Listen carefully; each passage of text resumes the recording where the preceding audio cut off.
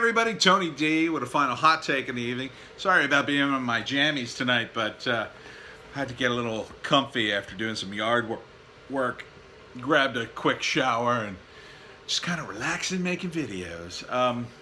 Getting a lot off my chest tonight. So much has happened this week. It's exhausting looking over the news. Some days it's hard to just pick 4 topics, but today's topic for the final video, I guess, is, first we had to contend with Nancy Pelosi, right? Nancy Pelosi, and look, she's a rival of Trump, and fine, but she took it to a whole new level. And at some point, I think she just threw up her hands and said, I'm not even going to talk to Trump. And then, we had the Schumer, some of the other Democrats went after him, AOC, of course. Oh, even before that, you had all the Republicans going after him. One by one, Trump knocks them all down. Then he knocks down all the Congress people, basically one by one. Just discredits them, just one by one, just, wins the media war, despite the fact the media is completely against him 24/7. Then we're down to the governors. It's like the team locker room and the Democrats, and there's a coach going, okay, who do we got left? Send them out against Trump. Oh, I don't know, coach. I mean, we've sent out so many people against Trump. No, we can win this time. And one by one, the governors are being knocked down. Now, there's a handful of governors that still have some shred of credibility. For the most part, our governor, Phil Murphy, he still has some shred of credibility simply because Trump still praises him a little bit. He kind of takes halfway measures, even though he frustrates the hell out of me. He's still better than most of the other Democrats who are fighting this battle with the beer virus, right? Come here, Joan. Say hi to everybody. Again. Hello. But, they've basically run out of governors. So now who are they left with to fight the president for the resistance? We're down to the prosecutors of these major cities. Oh, and then we had the mayors, of course. But now we're down to the prosecutors, right?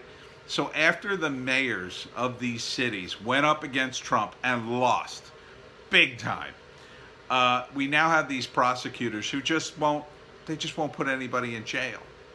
Like, I believe it's Kim Fox is her name in Chicago, let loose something like, or wouldn't prosecute something like 25,000 people in Chicago on various crimes that she thought were too small to prosecute, because they're all connected to the BLM riots. And they are officially the BLM riots. The BLM leadership openly supported the looting in Chicago. I don't know if you saw that story. They actually came out and said, we support this as a form of reparations. It's our right to steal, and it doesn't matter anyway because these places have insurance. Can you imagine the brass stones on these people to say something like that? Really? Really?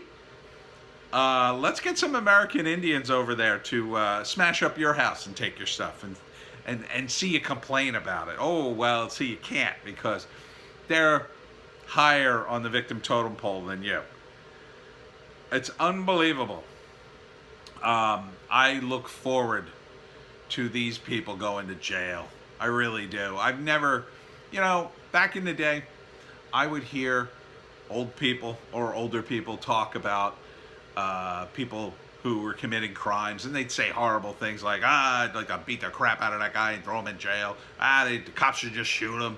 That kind of stuff. And I always thought, God, why do old people say stuff like that? It's so extreme. It seems so extreme. I still don't advocate that kind of stuff, but I kind of understand the mentality now. It's so frustrating to see these people run amok. And now you've got prosecutors who are actively trying not to prosecute them. This is a huge problem in Portland, where the prosecutor there has let go thousands and thousands of people. They only prosecute the felonies. They only prosecute the big crimes. So basically, you can get away with petty theft all day long in these major cities. All day long. In San Francisco, that was already a done deal, even without these riots. There's videos of that Walgreens. I don't know if you saw it. And they just come in and they just rob it, and the cops won't even show up for that. I mean, you could go to Walgreens in San Francisco and just steal stuff. You can just take whatever you want. The employees won't stop you. The cops won't come. So, why would I pay for anything in a Walgreens in San Francisco? I wish I had known that before I went last time, way back when. When did I go? I think it was 2013. Wonder if it was like that then. Because if I had known that, I'd have walked right in, got my toiletries and got a beverage, whatever I wanted, and walked the hell out and just been like, what are you going to do? Call the cops? They won't come. I mean, what needs to happen, besides the fact that these cities are all going to turn into Detroit, Minneapolis too is on that list. Walgreens and these big companies, they need to pull out of these cities. I don't know if they're making any money still. Now, that may be that they're making so much money, they can afford to lose thousands of dollars of merchandise each week, and it's no big deal. Maybe, I don't know. Or maybe they came up with clever ways to keep the locals from robbing the store. Maybe they've got some new security measures that the rest of us don't know about yet, but I kind of doubt it.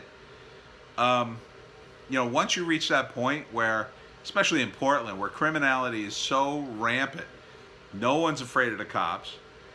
Even if you turned on the cops now, it would be weeks and months before they tap the lid down on all this stuff. Too many people are used to just doing this stuff every single night. And they have no respect. Starbucks, you ought to pull out. You ought to pull out of all these places. They seem to target you a lot, especially the Antifa guys. I don't know why. They all drink Starbucks and then they attack you. I don't get it. Maybe they don't. Maybe they go to mom and pop coffee places in Seattle, and it's like, it's like the Olive Garden for South Jersey, because, we don't go to Olive Garden here, so we have too many mom and pop places. But I just don't get it. And these prosecutors, what are you going to do? Like, when you're up for re-election, what are you going to say to your constituents? I've let go 25,000 people. Like, how is that a campaign? Who would vote for that? I guess people that are so far left, they walk in circles, but do those people even vote at this point? I mean, they're out on the streets rioting every night. Is this what you want? Do you want to live in a city that is nonstop riots? Because, the idea that, and this is something, Sargon of Akkad has a great video on the BLM school materials that they want to put in every school. But one of the things they want is they want a guaranteed job from the federal government for every person. Basically communism. They basically want communism, but they don't say it that way. So, that's never going to happen in the United States. Even if you get Biden and Kamala Harris, they're never going to institute that. They might institute some sort of minor form of UBI, but it won't be enough to live on. And after a few months, it won't be worth anything. So that's never going to happen. What is going to happen is all the business will leave your city, and it will turn into Detroit. It will just collapse. No one will care. No one will come to your city to help, because there won't be any opportunities as long as you lefty idiots are running things. You're not going to get a guaranteed job. Your parents will move. You will move. You'll be forced to. The truckers have already said they won't deliver food to these cities that are going to defund the police. They're not going to deliver anything. So you're not going to be able to buy food or anything. I think places like Walgreens and some of these major stores will eventually close, or they'll turn into like the mini mart at the gas station that's in the worst neighborhood ever. They'll basically be like little prisons where, like, you walk in and all the merchandise is behind bulletproof glass, and you have to tell the clerk what you want, pay first, and then they put it in a little thing that turns around so you can't get at the clerk. Like, even if you shoot at him, it won't matter. That's where you're headed towards. You're basically going to be living in an open air prison.